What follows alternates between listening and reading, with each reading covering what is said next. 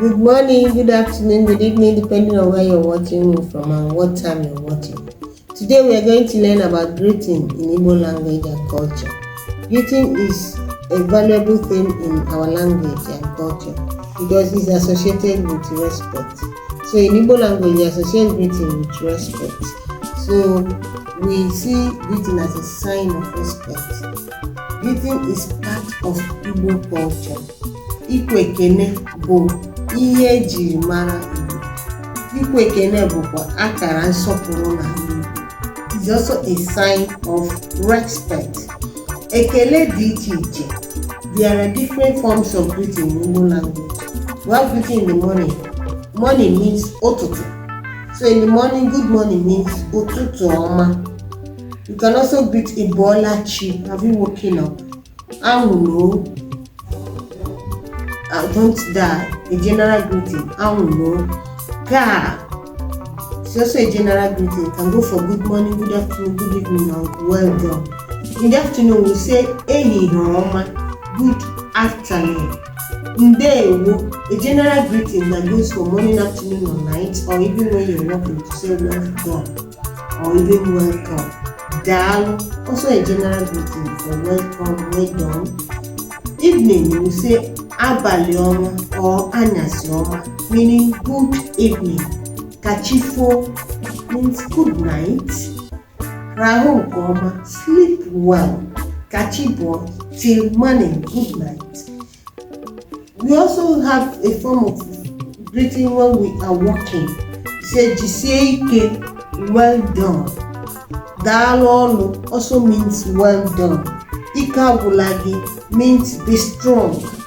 Ana-adọga, job goes on. Ndewo ọrụ also means well done. We have greeting for pity, to pity one. When you pity somebody, you have a special greeting like Ndo. Ndo is sorry in English language. Ndo, sorry. Jisie ike, well done. Kawo, sorry. Tachi obi, be strong. Nwee ndidi, be patient. Ọ ga-adị mma, it will be fine, it will be well. We also have greeting for welcoming, to welcome somebody.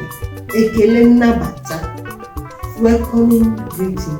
Ekele nnabata. Nnọọ means welcome. Ilola also means welcome. Ịbịala means welcome.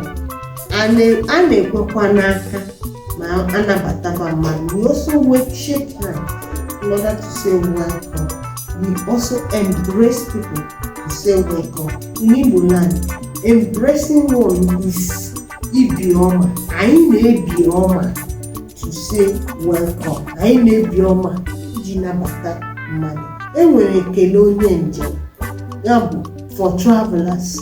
We have a special greeting for travelers. When somebody is traveling, you can tell the person, Ijeoma or Ijeoma. That is journey message, safe journey. Lokwangwa, journey message. Jenkoma, journey message, safe journey. Jenkoma, safe journey. Uzorubere gisi still means safe journey. Onye nwanyị nọnyere gị, God be with you. Na-agbo safe journey. These are the different ways we greet in Igbo language. It helps us to express our love and our respect. Thank you for learning with us. Try as much as possible to subscribe to our channel, follow and like. Also turn on your notification bell. This will help you to know when we post new ones and also come back to repeat what you have learned so that you will not forget. Thank you very much. See you in our next video.